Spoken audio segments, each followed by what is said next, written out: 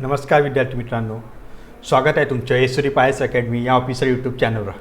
जसे की तुम्हाला माहीतच आहे, राज्यसेवा प्रीचा रिझल्ट मागच्या आठवड्यामध्ये आलेला आहे आणि एक्झाम होऊन बरेच दिवस झाले आहेत. रिझल्ट आला, पण जे लोक बाउंड्री स्कोरच्या दरम्यान होते, म्हणजे काय, रिझल्ट लागायच्या अगोदर आयोग काय करत असतो की एक ॲन्सर की पब्लिश करत असतो आणि त्या ॲन्सर कीनुसार मुलं काय करतात की एक ॲजम्पशन करतात की मागच्या वर्षीचं जे कट ऑफ बघून एक ॲजम्पशन करत असतात. तर ह्या वर्षीचं पण जी ॲन्सर की आली त्यानुसार वेगवेगळे स्कोर आले मुलांचे आणि ते स्कोर बघून मुलांना आपापलं ॲजम्पशन काढलं की माझं होणार की नाही, माझं कट ऑफ निघणार की नाही, माझे सेफ स्कोर आहे की नाही, हे बघूनच म्हणजे ज्यांचं सेफ स्कोर होतं त्यांनी तर राज्यसेवा मुख्य परीक्षेची तयारी स्टार्ट केलीच होतं, म्हणजे जसं पेपर झालं त्याच्यानंतर. पण जे बाउंड्री स्कोरच्या दरम्यान होते, म्हणजे काय, तर ते एकदम म्हणजे सेफ स्कोरच्या खाली होते, त्या लोकांनी त्यावेळेस म्हणजे काहींनी केलं असेल म्हणा, पण काहींनी अभ्यास स्टार्ट केलेला नाही राज्यसेवा मुख्यच्या. पण आता सध्या म्हणजे रिझल्ट लागला आणि रिझल्ट लागला त्यानंतर त्या लोकांना पण माहिती पडलं की नाही, माझे कट ऑफ निघालेलं आहे. म्हणजे काय, तर ते सुद्धा कट ऑफच्या वर आलेले आहेत. म्हणजे ते मुख्य परीक्षेत काय झालेलं आहे, पात्र झालेले आहेत. मुख्य परीक्षेमध्ये ते काय झाले, मुख्य परीक्षेकरिता त्यांची निवड झालेली आहे. आलं लक्षात. मग अशा लोकांना म्हणजे काय, तर ज्यांनी आतापर्यंत स्टडी म्हणजे मुख्यची स्टडी स्टार्ट केली नव्हती, आता तशा लोकांना आता रिझल्टच्या सोबतच आता मागच्या 1-2 दिवसाच्या आधी आयोगानं काय केलं आहे की डेट पण म्हणजे मुख्य परीक्षेची डेटसुद्धा डिक्लेअर केलेली आहे. आता डेट आता तुम्हाला माहीतच असेल की डेट काय आहे, तर आपला डिसेंबरच्या फर्स्ट वीक म्हणजे पहिल्या आठवड्यामध्ये आपल्या मुख्य परीक्षा ही होणार आहे. राज्यसेवा मुख्य परीक्षा ही डिसेंबर महिन्यातल्या पहिल्या आठवड्यामध्ये होणार आहे. म्हणजे काय विद्यार्थी मित्रांनो, आजपासून जर डिसेंबरपर्यंतचे दिवस जर काउंट केले आपण तर ते किती दिवस होणार आहेत, तर 70 ते 80 दिवस. म्हणजे काय, 70 ते 80 दिवस आपल्याला एकंदरीत राज्यसेवा मुख्य परीक्षेचा अभ्यास करण्याकरिता मिळणार आहेत. म्हणजे आता 70 ते 80 दिवस आपल्या हातामध्ये आहेत. आता 70 ते 80 दिवसामध्ये आपल्याला जे काही करायचे आहे ते ह्या 70 ते 80 दिवसामध्येच करायचे आहे. मग ते असो GS 1, 2, 3, 4 असो किंवा लँग्वेजचे 2 पेपर असो, त्यासोबतच आपल्याला इंटरव्ह्यूची तयारी पण. ह्या सगळ्या गोष्टी आपल्याला किती दिवसामध्ये करायच्या आहेत, तर 70 ते 80 दिवसामध्ये आपल्याला ही तयारी करायची आहे. लक्षात.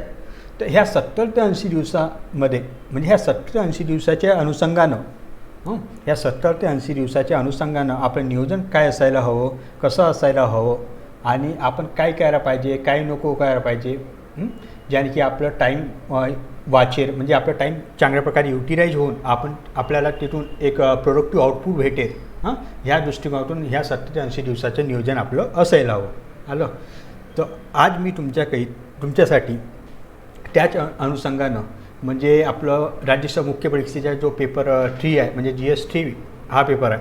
GS 3 म्हणजे कुठला पेपर, मानव संसाधन विकास आणि मानवी हक्क. मानव संसाधन विकास व मानवी हक्क हा पेपर मी तुमच्यासमोर घेऊन आलेलो आहे. आता मी हा GS 3 पेपर का बरं घेऊन आलो आहे सर्वासाठी, तर त्याच्या मागचं कारण म्हणजे असं काय की जे GS 3 हा जो पेपर आहे हा सर्वात जास्त स्कोरिंग देणारा सब्जेक्ट आहे. म्हणजे का बरं, कारण की ह्या पेपरचे जर तुम्ही सिलेबस बघितलंच असेल, तर सिलेबस जर बघितलं, सिलेबसचे पॉईंट जर लक्षात घेतलं, तर जे सिलेबसचे जे टॉपिक आहेत आणि त्यांचे जे सब टॉपिक आहेत ते आपल्या दैनंदिन जीवनाशी निगडीत आहेत. म्हणजे काय, आपल्या डेली लाईफला ते यूजफुल होतात, म्हणजे कनेक्टेड आहेत. म्हणजे काय, आपल्याला इतर एवढं म्हणजे जास्त काही परिश्रम न घेता आपण हा विषय एकदम सोप्या पद्धतीनं आणि चांगल्या प्रकारे समजून घेऊन ते सॉल्व करू शकतो. लक्षात. आणि त्याच अनुषंगाने मी आज ह्या पेपरच्याबद्दल तुम्हाला थोडंसं हे 7 ते 70 दिवसामध्ये आपलं नियोजन काय असायला हवे आणि कसं असायला हवे त्या दृष्टिकोनातून मी तुम्हाला आज हे मार्गदर्शन करणार आहे. तर विद्यार्थी मित्रांनो, त्यासोबत एक सांगायचे आणखी एक हे आहे की मी याच्याबरोबर तुमच्याकरिता काही स्लाईड निर्माण केल्या आहेत. त्या स्लाईडमध्ये कोणत्या टॉपिकवर किती भर देण्यात आला, म्हणजे आतापर्यंत ज्या वेळेसपासून आपलं राज्यसेवेचं पेपर पॅटर्न चेंज झालेलं आहे त्या वेळेसपासून आपला जो HRD पेपर आहे, HRD पेपरवर कुठल्या टॉपिकवर किती प्रश्न आले आणि कुठल्या टॉपिकवर आयोगाने किती भर दिला आहे, त्याबद्दल आपण बघणार आहोत. कारण की ह्या 60 ते 70 दिवसामध्ये सगळंच syllabus line to line cover करणं शक्य होणार नाही. आणि ते शक्य करणंही म्हणजे काय मूर्खपणा होईल. हा लक्षात. कारण की लाईन टू लाईन आणि पॅराग्राफ टू पॅराग्राफ किंवा टॉपिक टू टॉपिक कव्हर करणं या 60 ते 70 दिवसामध्ये पॉसिबल होणार नाही विद्यार्थी मित्रांनो. आणि त्याच अनुषंग म्हणजे जर आपल्याला एक ते स्कोरिंगही करायचे आहे आणि आपल्याला राज्यसेवा मुख्य पण काढायची आहे. म्हणजे राज्यसेवा मुख्य चांगले स्कोर पण करायचे आहे आणि आपल्याला ही परीक्षा क्वालिफाय पण करायची आहे. तर मग ही परीक्षा क्वालिफाय किंवा स्कोरिंग करण्यासाठी आपल्याला काय करायला लागेल, तर हार्डवर्क तर आपण करतच आहोत. हार्डवर्क करूनच आपण इथपर्यंत पोहोचलेलो आहोत. कारण की हार्डवर्क करूनच आपण प्री एक्झाम काढलेली आहे. मग आता काय प्रीच्या नंतर काय, तर सर्वात आता प्री एक्झाम काढली म्हणजे काय आपण काय डेप्युटी किंवा DYSP झालो असं नाही. तर का बरं, कारण की आपलं जो म्हणजे MPSC थ्रू आपल्याला जे पोस्ट भेटत असते त्यांचं सर्वात जास्त भर कुठं असतं, मुख्य परीक्षा आणि इंटरव्ह्यू. म्हणजे काय मुख्य परीक्षा आणि इंटरव्ह्यू यांचे एकंदरीत मार्क पकडूनच आपल्याला फायनल रिझल्ट बनत असतो. कारण प्री एक्झाम जस्ट आपलं ते क्वालिफाय एक्झाम आहे. कसं करिता, तर फक्त मेन्स देण्याकरिता हे प्री एक्झाम ही आपली जस्ट क्वालिफाय नॅचरची एक्झाम आहे. आलं लक्षात. मग आता आपलं सर्वात जास्त फोकस कुठं असायला पाहिजे, की मुख्य परीक्षामध्ये या कमीत कमी वेळामध्ये जास्तीत जास्त मार्क कसे घेऊ शकतो आणि त्या अनुषंगाने आपलं पुढच्या पाऊल काय असणार आहे त्या दृष्टिकोनातून आपल्याला आताची स्ट्रॅटेजी बनवावी लागेल. हा लक्षात. आणि त्याच स्ट्रॅटेजीला घेऊन मी तुमच्यासमोर एक छोटासा प्रयत्न घेऊन आलेलो आहे. हा लक्षात. तर विद्यार्थी मित्रांनो, चला आपण आता आपल्या पुढच्या स्लाईडकडे वळूया. आता तुम्हाला समोर दिसतच असेल की आपला GST हा पेपर कुठला आहे, की पेपर GST म्हणजे कुठला, तर मानव संसाधन विकास आणि मानवी हक्क. आता मानव संसाधन विकास म्हणजे काय, तर ह्युमन रिसोर्स डेव्हलपमेंट. आता ह्युमन रिसोर्समध्ये काय तुम्हाला जसं माहिती आहे, नॅचरल रिसोर्समध्ये काय येतो, की नदी येतो, रिव्हर येतो, पर्वत वगैरे येतात.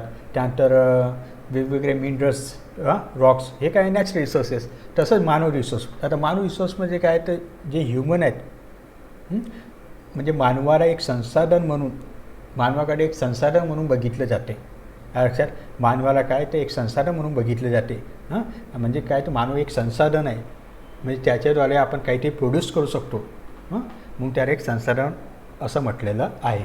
आणि त्याच्यासोबत आपला जो पेपर 3चा टायटल काय, मानव संसाधन विकास आणि मानवी हक्क. आता मानवी हक्क म्हणजे काय, तर ह्युमन राईट्स. मानवी हक्क म्हणजे काय, तर ह्युमन राईट्स. तुम्हाला माहितीच आहे मानवी हक्क कुठले आहे. जगण्यापासून तर मरणापर्यंतचे जे हक्क आहे ते सगळं आपल्याला कुठे येतात, म्हणजे जे काही नॅचरल म्हणजे नैसर्गिक जे काही हक्क मानवाला भेटलेले आहेत त्याला एकंदरीतरित्या आपण काय म्हणतो, मानवी हक्क. मानवी हक्क म्हणजे काय, तर नैसर्गिकरित्या प्राप्त झालेले मानवाला जे काही हक्क आहेत त्या सर्वांना आपण काय म्हणत असतो, तर मानवी हक्क. ओके. आता आपण जास्त काही हे सिलेबस डिस्कस करणार नाही किंवा त्याच्याबद्दल जास्त काही बोलणार नाही, कारण की हे तुम्हाला सर्वांना माहितीच आहे. कारण की ऑलरेडी तुम्ही प्री क्वालिफाय करून इथपर्यंत आलेले आहात. म्हणजे काय, तर तुम्हाला सर्वांना हे सिलेबस झालेलं आहे.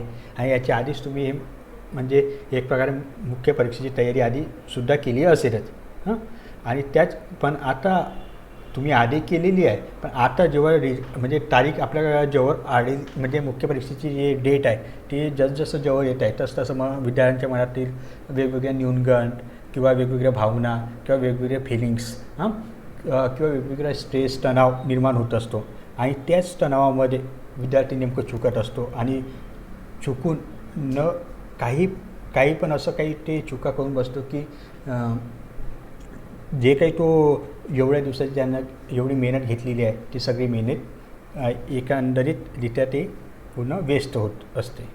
म्हणून विद्यार्थी मित्रांनो, ह्या दिवसामध्ये या 60 ते 70 दिवसामध्ये तुम्हाला स्वतःला एक शांत आणि संयमी आणि थोडंसं नम्रतेने वागून आपलं अभ्यासाला एक नवीन दिशा द्यायची आहे.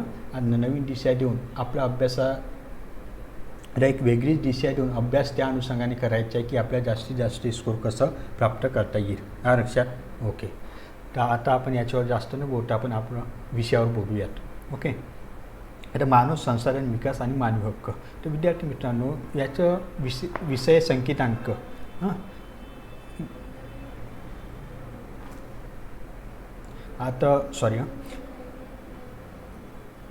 आपलं जो सब्जेक्ट कोड आहे, सब्जेक्ट कोड काय आहे, तर 033. हा लक्षात. 033 हा काय आपलं सब्जेक्ट कोड आहे. विद्यार्थी मित्रांनो, एक मिनिट.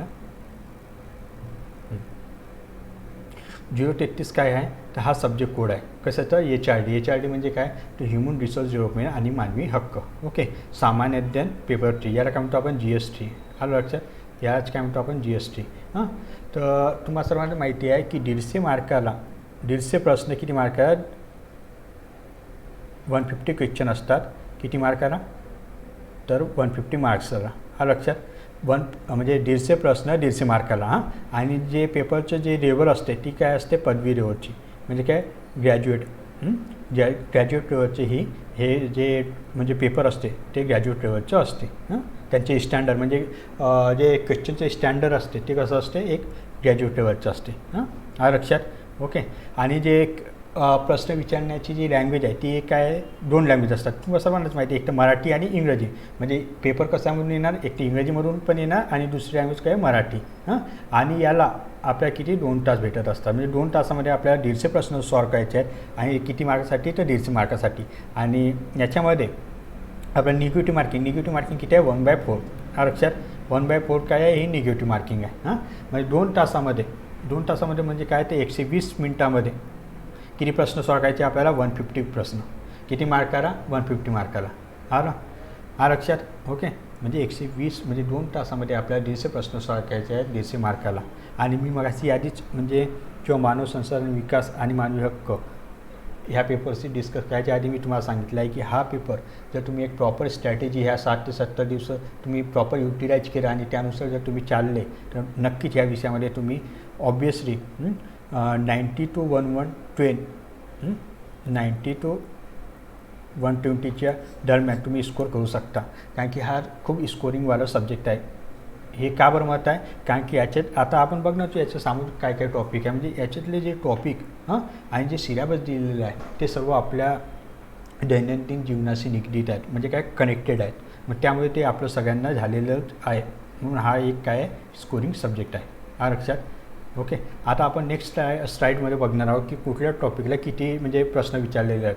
तर आता पहिला विभाग काय होतं मानव संसाधन विकास. आता मानव संसाधन विकासमध्ये आपण बघणार आहोत की किती टॉपिक दिले आहेत. मानव संसाधन विकासमध्ये एकंदरीत 5 टॉपिक दिले आहेत. आणि हे 5 टॉपिक दिले आहेत. 5 टॉपिकच्या आतमध्ये पण सब टॉपिक दिले आहेत पण ते आपण डिस्कस नाही करणार तेवढं डिटेलमध्ये कारण की तुम्हाला सर्वांना माहिती आहे. मी एक ओव्हरऑल आयडिया देणार की आपलं स्ट्रॅटेजी कसं असणार आहे आपलं नियोजन कसं असणार आहे. हां, या 7 ते 70 दिवसाच्या अनुषंगानं. ओके, तर त्याचे ते पहिला जो हे आहे आपलं मानव संसाधन विकासमध्ये पहिला जो टॉपिक आहे तो काय आहे पहिला टॉपिक जो आहे तो काय भारतातील मानव संसाधन विकास. भारतातील मानव संसाधन विकास. आता भारतातील मानव संसाधन विकास आता जसं काही तुम्हाला माहितीच आहे जगामध्ये सर्वात जास्त लोकसंख्या कुठली आहे कुठल्या देशाची तर चायनाची. आता आपलं बाकीचे वर्ल्ड बँक किंवा IB ह्या वर्ल्ड बँक WTO ह्या वेगवेगळ्या रिपोर्ट पब्लिश करत असतात प्रत्येक वर्षी.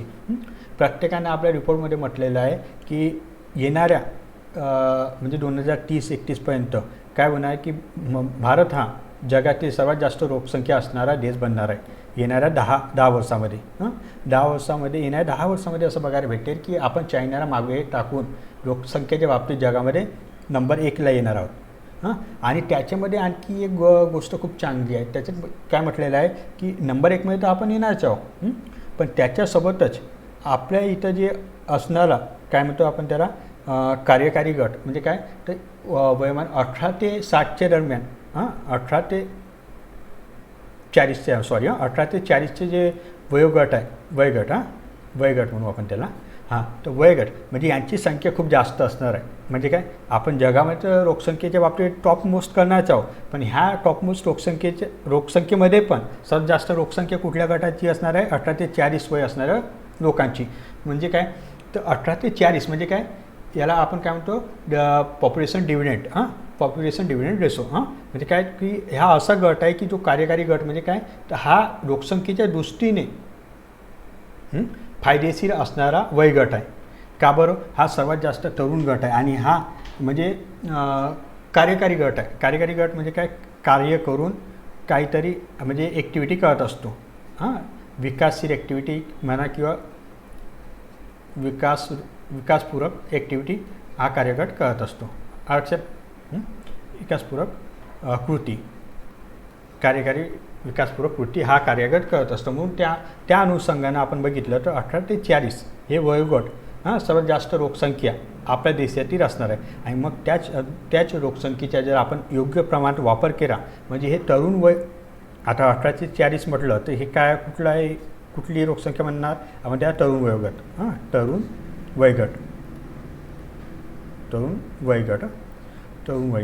आता ही इथं तरुण वयोगट आहे म्हणजे काय ते ह्या लोकसंख्येचा जर आपण चांगल्याप्रमाणे वापर केला तर आपल्या निश्चितच ही लोकसंख्या आपल्यासाठी एक प्रॉब्लेमॅटिक न होता एक म्हणजे काय म्हणतात आपला एक उपायात्मक किंवा एक विकासात्मक भागीदारीतील एक भाग बनून निर्माण होईल असं सगळ्यांना माहिती आहे. लक्षात.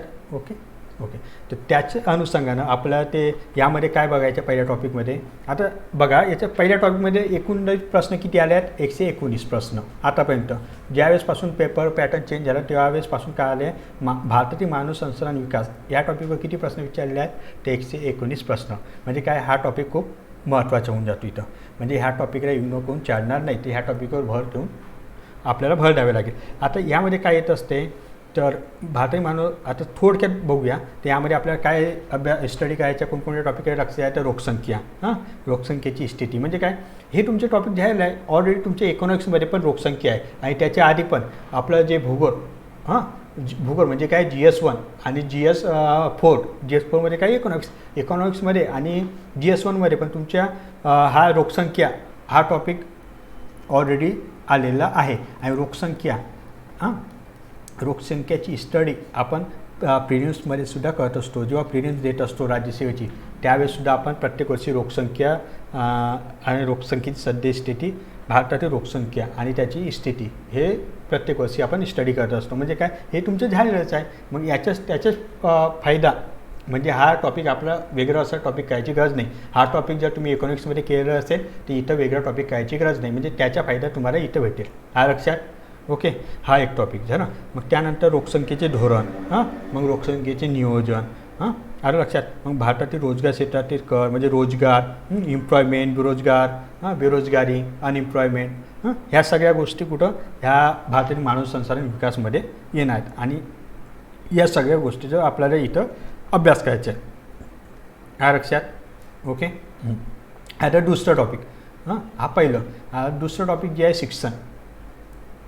शिक्षण म्हणजे काय एज्युकेशन हा सर्वांचा फेवरेट टॉपिक आहे आणि याच्यावर सर्वात जास्त आता इथं लक्षात घ्या इथं सर्वात जास्त प्रश्न कशावर विचारलेला आहे की शिक्षणावर. शिक्षणावर किती प्रश्न विचारलेले आहेत तर 269. लक्षात. 269 प्रश्न फक्त एज्युकेशन या टॉपिकवर विचारलेलं आहे. लक्षात.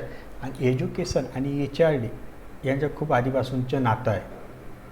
मानव संस्थांचा विकास जर करायचा असेल तर शिक्षण हे खूप गरजेचं आहे. म्हणूनच शिक्षण या फेवरेट टॉपिकवर आयोगानं प्रत्येक वर्षी प्रश्न विचारलेला आहे. म्हणजे सर्वात जास्त प्रश्न कुठल्या टॉपिकवर विचारलेला आहे शिक्षणावर.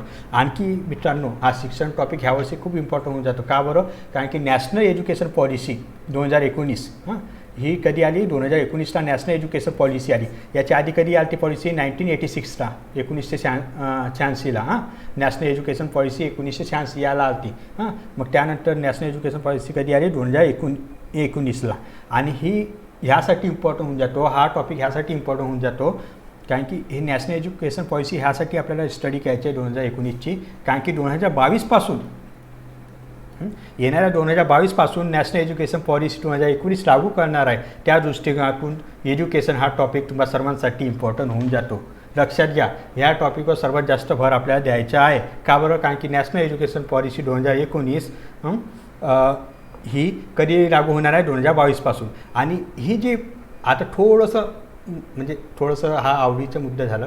का बरं कारण की 2019ची जी नॅशनल एज्युकेशन पॉलिसी झाली आहे ती खरंच एकदम बेस्ट एज्युकेशनल पॉलिसी आणि ती आपल्या एज्युकेशन सेक्टरचं एक ट्रान्सफॉर्मिंग करणार आहे. जे इंडियाचं एज्युकेशन सेक्टर जे खूप बॅकवर्ड म्हटलं जातं त्याच्यामध्ये खूप सारं एक ट्रान्सफॉर्मेशन किंवा एक चेंजेस आणण्याचा प्रयत्न ही न्यू एज्युकेशन पॉलिसी 2019 करणार आहे जी 2022पासून लागू होणार आहे. आणि ह्या टॉपिकवर ह्या वर्षी प्रश्न कन्फर्म येणार म्हणजे येणार आणि हा टॉपिक तुम्हाला सर्वात जास्त मार्क देऊन जाणार कन्फर्म. लक्षात. ह्या टॉपिकला सोडायचं नाही. हा टॉपिक खूप इझी आहे आणि खूप हा टॉपिक म्हणजे खूप याचा अभ्यास किंवा याची स्टडी करावी लागेल असातला भाग नाही आहे. हा लक्षात. खूप इझी टॉपिक आहे. पण ह्या टॉपिकवर सर्वात जास्त भर यासाठी दिला आहे कारण की सर्वात जास्त प्रश्न आतापर्यंत ह्याच टॉपिकवर आलेले आहेत. आणि आणखी दुसरं महत्त्वाचा मुद्दा म्हणजे काय, करन्सी रिलेटेड हा टॉपिक खूप महत्त्वाचा आहे कारण की नॅशनल एज्युकेशन पॉलिसी 2019 ही नुकतीच लॉन्च झालेली आहे. आलं. आता त्यानंतरचं त्यानंतर थर्ड टॉपिक काय, मानव संसाधन विकासमध्ये थर्ड नंबरचं टॉपिक जर पाहिलं तर ते काय, व्यावसायिक शिक्षण. आता व्यावसायिक शिक्षणामध्ये काय, तर व्यावसायिक शिक्षणामध्ये आपण ते बघितलं, आपण ITI वगैरे बघितलं असेल, इंडस्ट्रियल ट्रेनिंग, त्यानंतर skill development, national skill development plan. आता जोपर्यंत मोदी गव्हर्नमेंट आलं, मोदी गव्हर्नमेंटनं वेगवेगळ्या स्कीम लॉन्च केली. का बरं, कारण की बदल काळानुसार जे आपलं जे हे आहे, मग काळानुसार जे व्यवसायाचं जे हे आहे का म्हणतात, त्या रूप किंवा आकार ते सुद्धा चेंजेस होत असतात. आणि त्या वेगवेगळे व्यवसाय, वेगवेगळे रोजगार डेव्हलप झालेले आहेत. का बरं, टेक्नॉलॉजीनं वेगवेगळे रोजगार आणि वेगवेगळे व्यवसाय निर्माण करण्याचा प्रयत्न केला. आता टेक्नॉलॉजीने हे तर निर्माण केलं, वेगवेगळे व्यवसाय आणि रोजगार निर्माण केलं. जसं रोजगार निर्माण केलं तसं आपलं त्यानुसार आपल्यालासुद्धा स्किल किंवा एक एक्सपर्ट वर्कफोर्स तर लागणारच आहे. वर्कफोर्स म्हणजे काय, कार्यकारी गट. म्हणजे कार्यकारी गट म्हणजे एक स्किल कार्यकारी गट लागणार. स्किल म्हणजे काय, कौशल्याभिमुख. लक्षात. त्यामुळे आपल्या गव्हर्नमेंटनं काय लॉन्च केलं आहे, इंडिया स्किल मिशन. वेगवेगळ्या स्किल डेव्हलपमेंटचे जे काही स्कीम आहेत त्या लॉन्च केलेल्या आहेत आणि त्या आपल्याला इथं अभ्यासायच्या आहेत.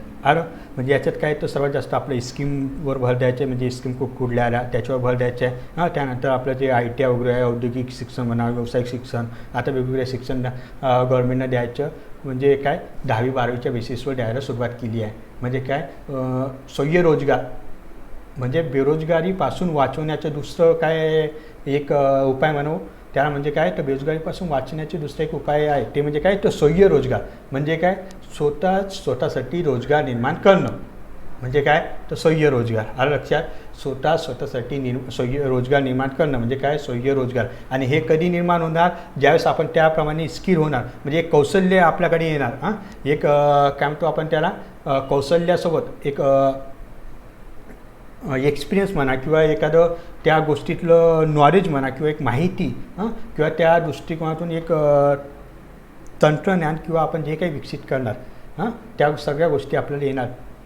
त्यानुसारच आपण स्वयं रोजगार म्हणजे स्वतःला रोजगार देऊ शकणार. लक्षात.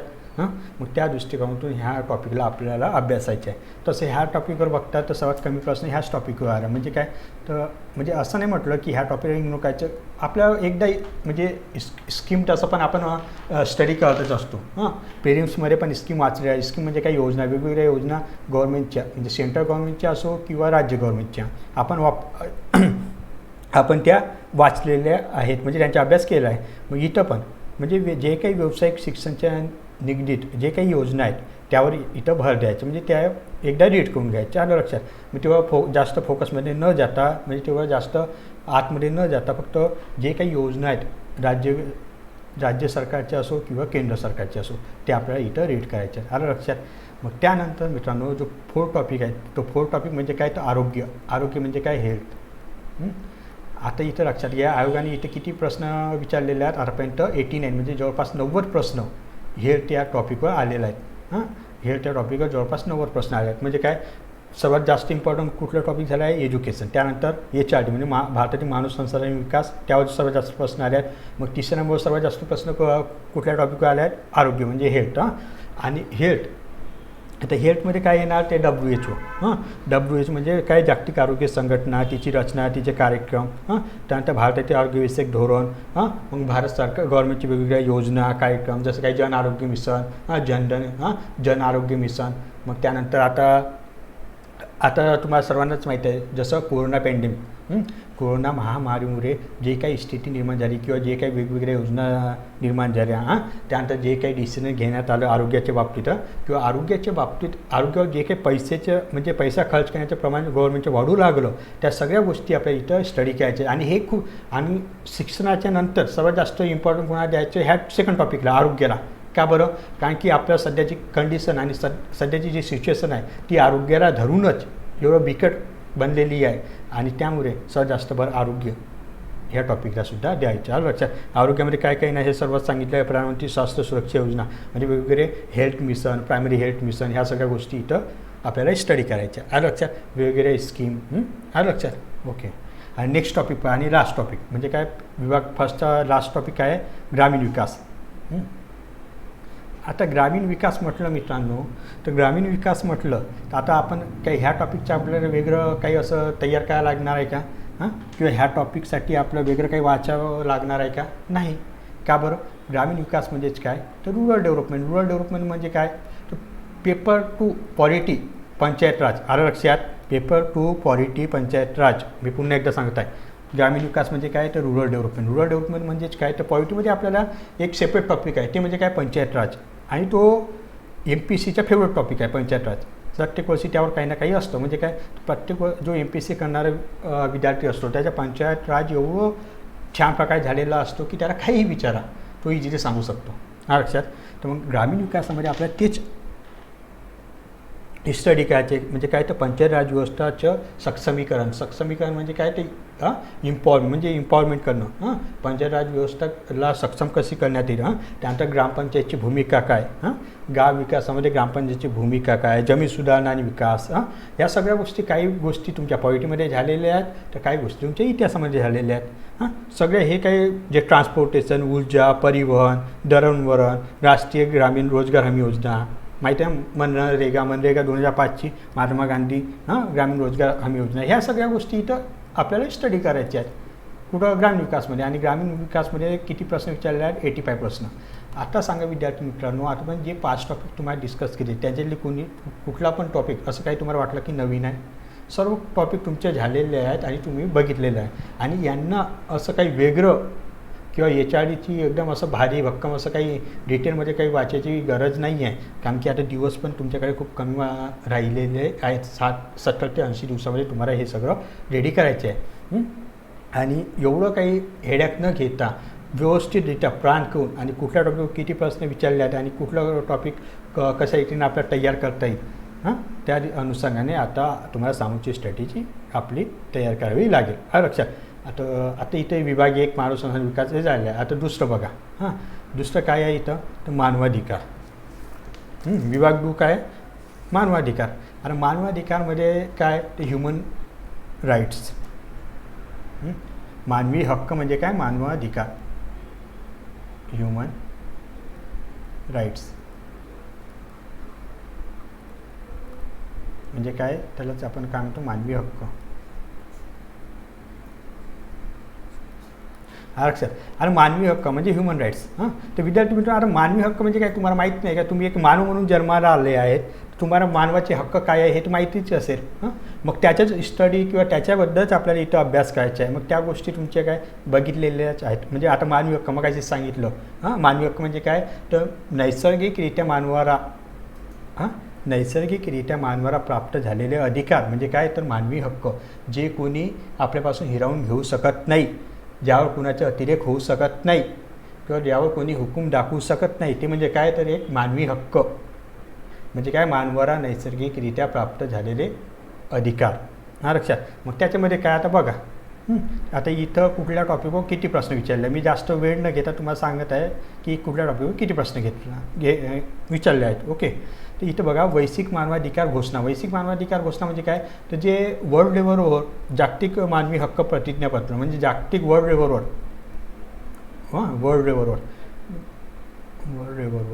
जे काही ह्युमन राईट्स सांगितले आहेत, म्हणजे जे काही घोषणा केलेल्या आहेत, म्हणजे जागतिक लेवलवर त्यावर प्रश्न विचारले आहेत. म्हणजे त्याच्यावर काय येतं? आंतरराष्ट्रीय स्टँडर्ड, मानवी हक्काचे वेगवेगळे इंटरनॅशनल स्टँडर्ड. मग त्यामध्ये भारताचं काही दिसून म्हणजे भारतातील त्या मानवी हक्कामध्ये भारताचे काही रिप्रेझेंटेशन दिसून येतो काय ते अभ्यास करायचे आहे. त्यानंतर त्यामध्ये गरिबी, निरक्षरता, बेरोजगारी, सामाजिक सांस्कृतिक धार्मिक प्रथा, हिंसा, भ्रष्टाचार, दहशतवाद, कामगारांचे शोषण, ह्या सगळ्या गोष्टी त्यामध्ये आपल्याला वैश्विक मानवाधिकार घोषणेमध्ये अभ्यासायचे आहे. आणि ह्यामध्ये सर्वात जास्त प्रश्न ह्याच टॉपिकमध्ये विचारले, म्हणजे सर्वात जास्त हा हायलाइटेड टॉपिक आहे. आलं लक्षात. आता इथं आपल्याला फक्त हे थोडंसं हे टॉपिक आपल्याला करायला लागेल. कुठून? बुक्समधून. कुठं?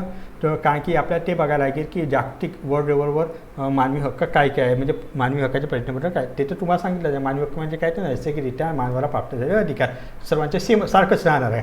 पण तरीसुद्धा एकदा तुम्ही बघून घ्यायचं की त्यामध्ये काय काय दिलं आहे. ओके, तिथले आर्टिकल बघून घ्यायचे त्या कर्मानुसार की ह्या कर्मानुसार हे दिलं आहे, ह्या कर्मानुसार ते दिलं आहे. ओके, हा लक्षात.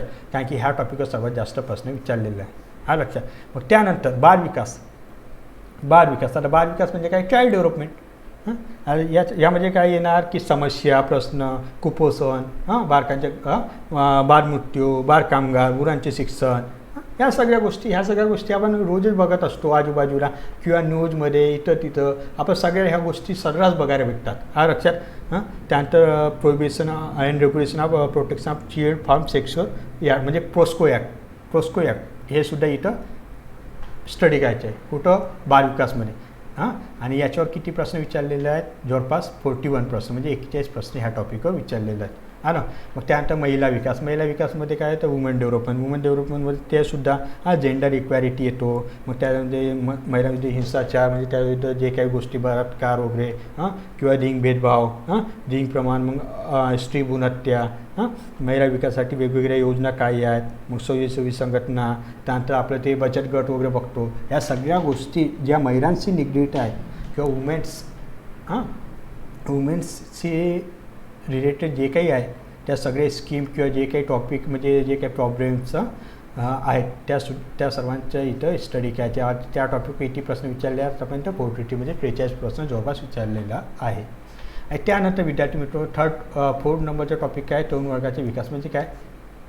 की जे तरुण युवकांचा विकास, यूथ डेव्हलपमेंट.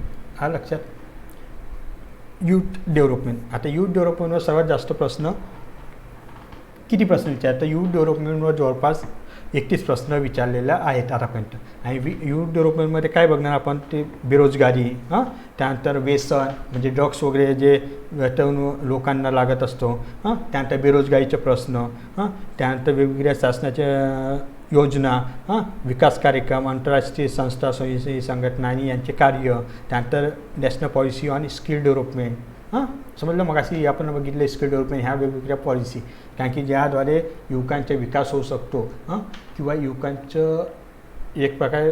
युवकांचा विकास ज्या योजना किंवा ज्या गोष्टीद्वारे होऊ शकतो त्या सर्वांचे इथं अभ्यास आपल्याला करायचे. आणि त्यामध्ये किती प्रश्न विचारलेले आहे विद्यार्थी मित्रांनो? 31 प्रश्न. आता नेक्स्ट टॉपिक काय? आदिवासी विकास म्हणजे काय? Tribal development. आलं लक्षात. त्यांच्या समस्या, ट्रायबल डेव्हलपमेंट, त्यांच्या समस्या, त्यांचे प्रश्न, त्यांच्यातील जे संधी वगैरे आहेत त्यांना किंवा त्यांच्या जे बॅकवर्डनेस आहे, त्यांचे काही बॅकवर्डनेस आहे किंवा त्यांचे असलेले कुपोषण, जसं की आपण मेळघाट, आपल्या इथं म्हणजे महाराष्ट्रात सर्वात जास्त बॅकवर्ड एरिया कुठला? नंदुरबार, त्यानंतर चिखलदरामध्ये मेळघाट. तर मेळघाटमध्ये काय कुपोषणाची जी समस्या आहे खूप बिकट झालेली आहे. मग हे तिथं काय ते आदिवासी आहेत. मग त्यांच्या जे काही समस्या आहेत किंवा त्यांचे जे काही प्रॉब्लेम्स आहेत त्यांची स्टडी आपल्याला इथं करायची. आणि त्याच्यावर किती प्रश्न विचारले आहेत मित्रांनो? 40 प्रश्न जवळपास विचारलेले आहेत. त्यानंतर नेक्स्ट टॉपिक आहे सामाजिकदृष्ट्या वंचित वर्गाचा विकास. सामाजिकदृष्ट्या वंचित वर्गाचा विकास म्हणजे काय?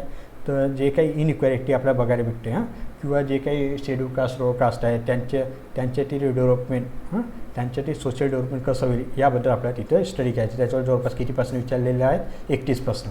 त्यानंतर वृद्धांचे कल्याण म्हणजे काय? Old person development. Old age person development. आलं लक्षात. त्याच्यावर जवळपास किती 45 प्रश्न. आता यांच्यामध्ये काय अभ्यासणार आपण? त्यांचे हेल्थ, त्यांच्या वेगवेगळ्या समस्या, त्यांच्यासाठी वेगवेगळे धोरण, त्यांच्यासाठी असलेले स्कीम, त्यानंतर त्यांच्यासाठी त्यांच्यासाठी जसं पेन्शन स्कीम स्टार्ट केली गव्हर्नमेंटनं ते, ह्या सगळ्या गोष्टी आपल्याला कुठं? वृद्धाश्रम आहे. ह्या सगळ्याच्या गोष्टीचा अभ्यास कुठं आपल्याला इथं करायचा आहे. आणि यावर जवळपास किती प्रश्न विचारलेले आहेत? 45 प्रश्न यावर जवळपास विचारले आहे. मग त्यानंतर कामगार कल्याण. अरे कामगार कल्याण म्हटलं तर विद्यार्थी हा हिस्ट्रीचा टॉपिक झाला. कामगार कल्याण म्हणजे काय? Labour development. आपण जसं NM जोशी जे कामगार चळवळीचे जनक होते, तिथं आपल्याला हिस्ट्रीमध्ये शिकायला भेटते आणि त्याच गोष्टी त्या फक्त आपल्याला इथं काय थोडंसं इनपुट काय काय लागेल, त्यांच्या समस्या, त्यांचे प्रॉब्लेम्स आणि वेगवेगळे त्यांच्यासाठी असणाऱ्या स्कीम लक्षात. तर ह्या सगळ्या गोष्टीचा अभ्यास इथं आपल्याला करायचा आहे. म्हणजे काय 43 प्रश्न यावर विचारलेले आहे. त्यानंतर अपंग कल्याण म्हणजे काय, डिजेबल पर्सन डेव्हलपमेंट अपंग कल्याण, त्यांच्यासाठी वेगवेगळ्या असणारे स्कीम, त्यांच्या समस्या, त्यांचे प्रॉब्लेम्सचा, त्यासाठी गव्हर्नमेंट करीत असलेल्या वेगवेगळे धोरण ना, त्यांचा अभ्यास इथं आपल्याला करायचा आहे. मग नेक्स्ट काय, रोगांचे पुनर्वसन. जसं काय वेगवेगळ्या आपत्ती म्हणजे डिझास्टर वगैरे येतात, जसं फ्लड्स वगैरे म्हणजे पूर वगैरे येतो नदीला, त्यामुळे काय होतं, काही लोकांचे पुनर्वसन दुसऱ्या ठिकाणी करावं लागतं.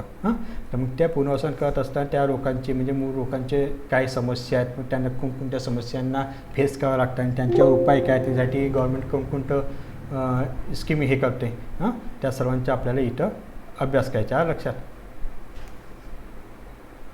विद्यार्थी मित्रांनो.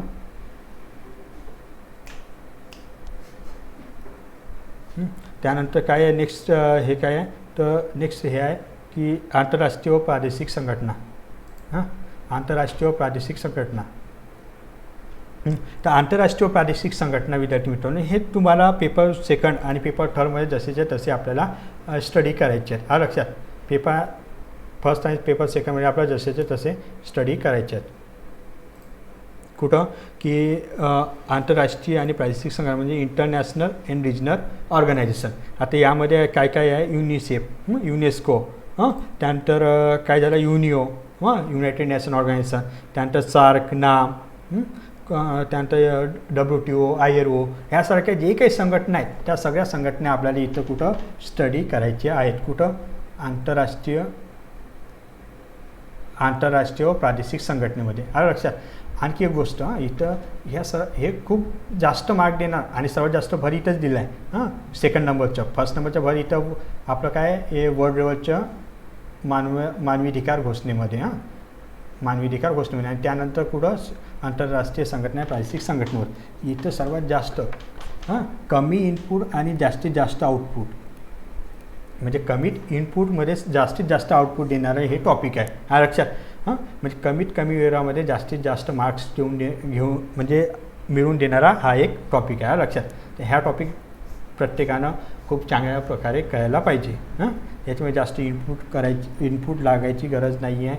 कमीत कमी वेळेमध्ये चांगल्या प्रकारे मार्क्स आपण इथे घेऊ शकतो. लक्षात. मग नेक्स्ट आता त्याच्यानंतरचं जे टॉपिक आहे ते काय, ग्राहक संरक्षण म्हणजे कंझ्युमर प्रोटेक्शन. लक्षात. नेक्स्ट काय आहे, कंझ्युमर प्रोटेक्शन म्हणजे काय, ग्राहक संरक्षण. आता ग्राहक संरक्षण म्हणजे काय की त्यामध्ये ते ग्राहक संरक्षण अधिनियम आहे 1986चा. ग्राहक संरक्षण अधिनियम 1986चा तो इथं आपल्याला इथं अभ्यास करायचा आहे. त्या अधिनियमची व्याख्या, उद्दिष्ट, त्याचे वैशिष्ट्य काय, ग्राहकांचे हक्क काय. जर ग्राहकांनी काय म्हणतो जे उद्योग आहे त्यांच्यामध्ये जर वाद किंवा विवाद झाला, त्याच्या मग निवारण यंत्रणा कुठल्या आहे, मग त्यांच्यातील वाद कमी कसं करता येईल, मग त्यांचे अधिकार काय, कार्य काय, ग्राहक कल्याण निधी काय, या सगळ्या गोष्टी आपल्या इथं कुठं अभ्यासाचे आहे, ग्राहक संरक्षण अधिनियम 1986मध्ये. लक्षात. हा जर अधिनियम तुम्ही केलं तर हा टॉपिकवर प्रश्न तुम्ही इझिली सॉल्व करू शकता. लक्षात. आणि ह्या टॉपिकवर सर्वात म्हणजे कमीत कमी 37 प्रश्न ह्या टॉपिकवर विचारलेलं आहेत.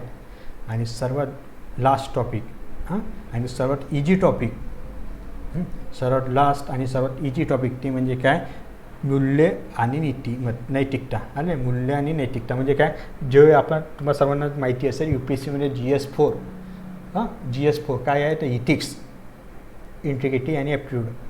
इथिक्स म्हणजे काय, नैतिकता, नीतिमत्ता. तीच नैतिकता नीतिमत्ता म्हणजे मानवी स्वभाव किंवा मानवी आचरणाची स्टडी म्हणजे काय, नैतिकता. की मानवी आचरण कसं असायला पाहिजे, कसं करायला पाहिजे, काय चांगलं काय वाईट हे ठरवण्याचं किंवा ही एक विचार करण्याची जी काही आपल्याला एक वैचारिकता भेटत असते ती कुठून भेटत असते की नैतिक विकासातून. लक्षात. आणि तेच आपल्याला इथं अभ्यासाचे आहे. आणि विद्यार्थी मित्रांनो, ह्या टॉपिकवर जर प्रश्न आलं तर हे प्रश्न कधीच सोडायचं नाही. हे प्रश्न सॉल्व करून यायचं म्हणजे यायचं हमखास. जर माहिती नसलं तरी पण हा प्रश्न सॉल्व करून यायचं. लक्षात. कारण की हे हे असं टॉपिक आहे की प्रत्येकाचं म्हणजे प्रत्येकामध्ये नैतिकता असायला हवीच म्हणजे हवी.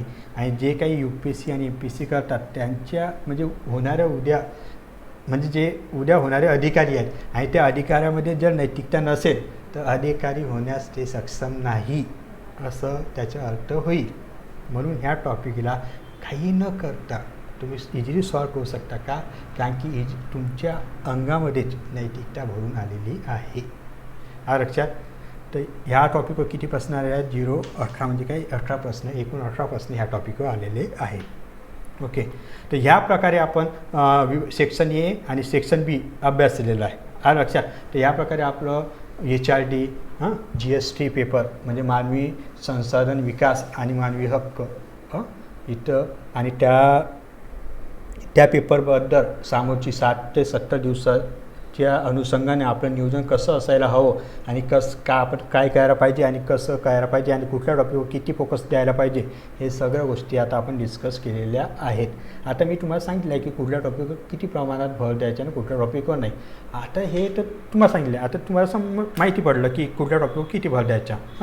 हे तर माहिती पडलं. पण आता भर देत असताना आपण नेमकं अभ्यास कसं करायचा हे महत्त्वाचं आहे. आपण नेमका अभ्यास कसं करायचा. तर आपण नेमका अभ्यास करत असताना 7 ते 70 दिवसामध्ये आता मी तुम्हाला सांगितलं GSTसाठी एकही बुक्स नाही वाचली तरी चालते. पण बुक्स कसं नोट्स रिफर करायची.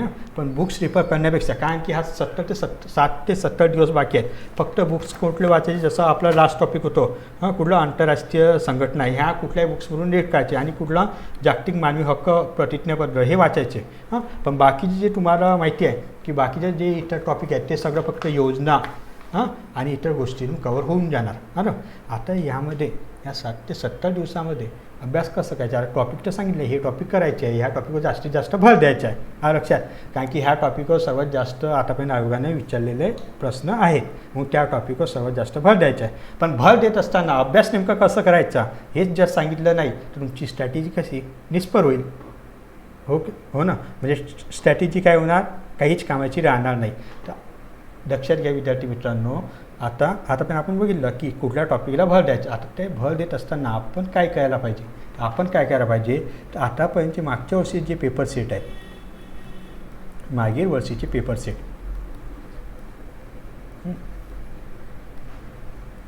मागील वर्षीचे पेपर सेट आणि आता वेगवेगळ्या क्लासेसचे टेस्ट सिरीज आलेल्या असणार. मार्केटमध्ये अवेलेबल आहे टेस्ट सिरीज वेगवेगळ्या क्लासेसचे टेस्ट सिरीज. मागील वर्षीचे पेपर सेट त्यासोबत वेगवेगळ्या क्लासेसचे टेस्ट सिरीज हे सॉल्व करून बघायचे. आणि हे सॉल्व करत असताना प्रत्येक टॉपिक वाईज जायचं. आता इथं नोट्स किंवा बुक रीड करायची नाही. म्हणजे टॉपिक तुम्हाला सांगितलं जसं एज्युकेशनवर सर्वात जास्त प्रश्न आले मग काय तर तुम्ही HRDची बुक काढणार आणि एज्युकेशन वाचून काढणार असं न करता स्वादी काय करायचं टेस्ट सीरीज घ्यायची. मागच्या वर्षी पेपर सेट घ्यायचे त्याच्यामध्ये बघायचं की एज्युकेशन ह्या टॉपिकवर कुठल्या वर्षी किती प्रश्न आले आणि ते सॉल्व करण्याचा प्रयत्न करायचा. आणि ते जर सॉल्व होत असणार तर बुक वाचायची तो टॉपिक बुक्स म्हणून करायची गरज नाही. पण जर तुमचे प्रश्न चुकत असेल तर तोच प्रश्न काय चुकत आहे तेवढंच पार्ट नेमकं त्या बुक्सवरून आपण रीड करायचं. म्हणजे काय तुमचं टाईम कंझ्युम म्हणजे तुमचा टाईम युटिलाइज होतो आणि तुमचा टाईम वाचतो आणि तुमचं काय एक हॅबिट लागते पेपर सॉल्व करण्याची. म्हणजे काय तर तुम्हाला एक प्रॅक्टिससुद्धा होत असते. ह्या लक्षात. म्हणजे काय तसे हे 60 ते 70 दिवसामध्ये आपल्या जेवढीच जास्तीत जास्त पेपर सॉल्व करते तेवढे जास्तीत जास्त पेपर सॉल्व करणे. आणि पेपर सॉल्व करत असताना पेपर सॉल्व कसं करायचं की टॉपिक वाईज जाणं की कुठल्या टॉपिक. आता तुम्हाला सांगितलेलं आहे एक लिस्ट दिली तुम्हाला 2 स्लाईड दिल्या आहे. त्या स्लाईडवर सांगितलं आहे कुठल्या टॉपिकवर किती प्रश्न आले आहेत.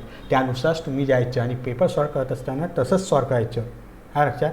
आणि आधी पेपर सॉल्व करायचे. जर पेपर सॉल्व होत असेल म्हणजे जो टॉपिकवरचं जे प्रश्न सॉल्व होत असते तर तो सोडून द्यायचं. पण जे सॉल्व होत नाही जे चुकत असतात तर ते तेवढंच जेवढं चुकत आहे आपलं तेवढंच नेमकं त्या बुकमधून म्हणजे त्या पुस्तकामधून HRDच्या पुस्तकामधून तेवढंच आपल्याला रीड करायचं आहे आणि तेच रिवाईज करायचं. हा लक्षात. ह्या प्रकारे आपले हे 60 ते 70 दिवसातील स्ट्रॅटेजी असायला हवी. ओके विद्यार्थी मित्रांनो. आता याच्यानंतर आणखी तुम्हाला HRDवर आणखी जर तुम्हाला काही हवं असेल किंवा वेगवेगळ्या कमिटीचे जसं वेगवेगळे हायलाइटेड टॉपिक आहेत त्या टॉपिकवर आम्ही एक प्रयत्न करतो आहे की ह्या टॉपिकवर जर जमलं तर हे 1-2 दिवसामध्ये आणखी काही व्हिडिओ तुम्हाला HRD ह्या टॉपिकवर घेऊन येण्याचा प्रयत्न आम्ही करणार आहोत. ओके. चला विद्यार्थी मित्रांनो, चल मग आता उद्यापासून तुम्ही सर्वजण पेटून उठायला हवं आणि उद्यापासून तुम्ही सर्व आपल्या कामाला लागायला पाहिजे आणि मुख्य परीक्षेच्या दृष्टिकोनातून एक नियोजन, प्रॉपर नियोजन करून त्या दृष्टिकोनातून त्या अनुषंगानं तुम्हाला आता पुढं जायचं आहे आणि त्या सर्वांकरिता तुमच्या पुढील वाटचालीकरिता SOD IAS अकॅडमीकडून तुम्हाला सर्वांना मनपूर्वक शुभेच्छा आणि best of luck. Okay, thank you. जमलं.